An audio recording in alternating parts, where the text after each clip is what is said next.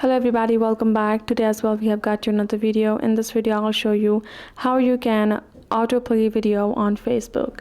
But before that, please do make sure to like our video, subscribe our channel, and yes, without any further delay, let's start. So for that, simply go ahead and open up your Facebook app right over here. We're going to go to the home section first, and then we're going to go to the section of settings, your menu icon right over here, and then from over here scroll and tap on this option of setting and privacy, and then go to settings. Then you have to find your media section, so let's go and find the media. Once I found the media, go ahead, tap on it, and now go to the section of autoplay. So now you simply have to turn on the autoplay option and choose either mobile data or Wi-Fi only, which I have done it over here. And simply go ahead, turn on this video start with sound or stories start with sound, which you can do that. Once you have done that, you will be able to go to the videos and the autoplay should be working out.